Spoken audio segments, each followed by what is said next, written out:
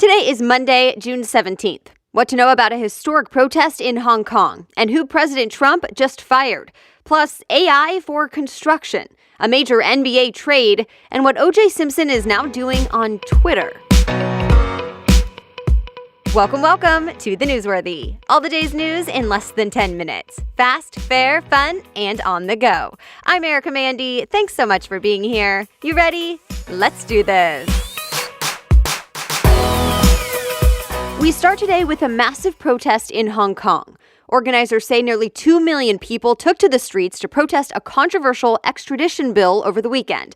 If that number is confirmed, it would be the largest protest in Hong Kong's history.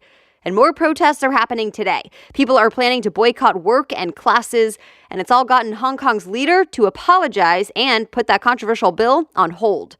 Remember, if passed, that bill would mean people accused of certain crimes could be sent to mainland China for trial. Protesters are afraid the law will target political dissidents and give China more power over the territory of Hong Kong.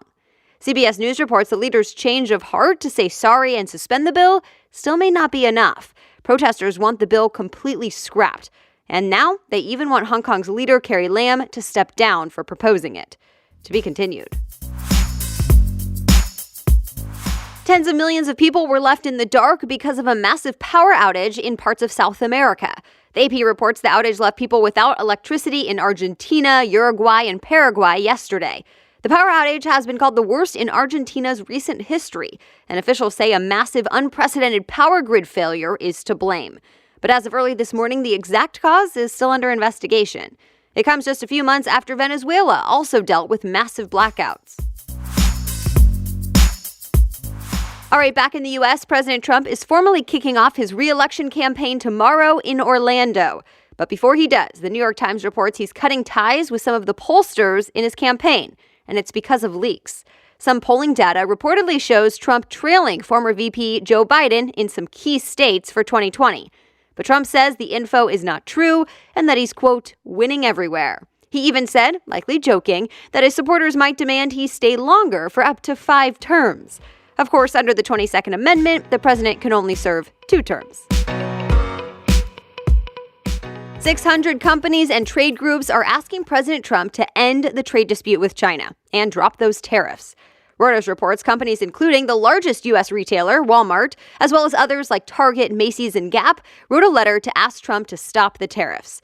They're worried those tariffs will lead to extra costs and therefore price increases and even job losses, hurting businesses, farmers, customers, and the overall economy. Remember, President Trump increased tariffs on $200 billion worth of Chinese goods and threatened even more. The Trump administration has not responded directly to this letter from retailers, but has offered financial aid to farmers and has said it's part of a plan to make trade with China fair in the long run. President Trump hopes to meet with China's president at the G20 summit later this month. Stay tuned. I mentioned Target signed that letter, but it dealt with other problems over the weekend. Registers nationwide shut down 2 days in a row. Customers were not happy and they took to social media. On Saturday, CNBC says no one could check out for about 2 hours, meaning the lines were extremely long. People were using the hashtag #TargetDown to post videos and pictures of those long lines. Target blames the outage on an internal technology issue and says it was not a data breach. By Saturday afternoon, the company said everything was back to normal. But TechCrunch reports customers were having problems again later on. Card readers were apparently not working, and some people had to pay cash. A new artificial intelligence system is meant to make construction sites safer, to try and detect potential accidents before they happen. Here's how it could work. MIT Technology Review says the system uses a deep learning algorithm. It would compare past construction site photos and accident reports against pictures of current construction sites. That would help predict when an accident is about to happen, like a fall or a worker being too close to dangerous machinery. Right now, construction companies are submitting data to start the testing. It could be a big deal for this industry. The U.S. Department of Labor says a fifth of worker deaths happen in construction. All right, more news ahead, but first, a quick break for today's sponsor, Ancestry. In case you don't know yet, Ancestry DNA connects you to the places in the world where your story started with historical insights and records. And that's not all. For me, one of the best things was to amplify my results with a free trial on Ancestry to build a family tree. That's how I learned about the actual people in my family's past, along with when and how they moved from place to place, even what they did for a living. I learned so much, including that my maiden name was actually spelled differently before that part of my family came to the U.S. And Ancestry was able to track down an image of the actual ship my great-grandfather came over on, and newspaper clippings about my grandparents on the other side of my family. The list goes on.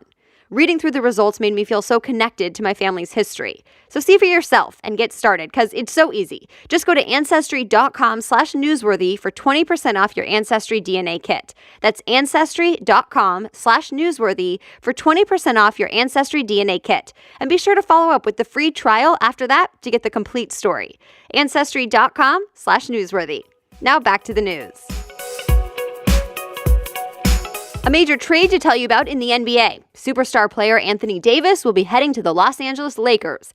ESPN reports the New Orleans Pelicans agreed to trade him for 3 other players and 3 first-round draft picks. The LA Times says the deal will likely finalize next month. Also in sports, we have a winner for the U.S. Open. Gary Woodland won the first major victory of his pro golf career Sunday.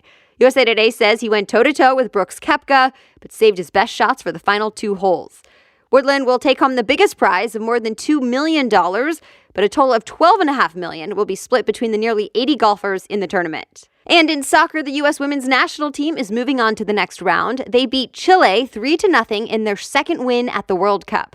ESPN says Carly Lloyd set 2 records Sunday. She became the first player to score in 6 Women's World Cup games in a row, and she's now the oldest player in World Cup history to score twice in one match. The U.S. will play again this Thursday against Sweden. Speaking of records, a rare Babe Ruth jersey was just sold for a record $5.6 million. ABC News says it's now the most expensive sports memorabilia item ever. Babe wore the New York Yankees jersey in the 1920s. O.J. Simpson is officially on Twitter, and people aren't so sure what to think about it. Entertainment Tonight says he joined this weekend, just days after the 25th anniversary of the murder of his ex-wife, Nicole Brown Simpson. Remember, O.J. went to trial and was acquitted of her murder back in 1994. In a few videos posted on Twitter, the 71-year-old said he had, quote, a little getting even to do. And he said he intended on setting the record straight. He didn't elaborate on exactly what he means, but already it's causing a lot of reaction and questions online. It was a slower than expected weekend at the box office. The #1 movie was Men in Black International, the 4th installment in the Men in Black franchise.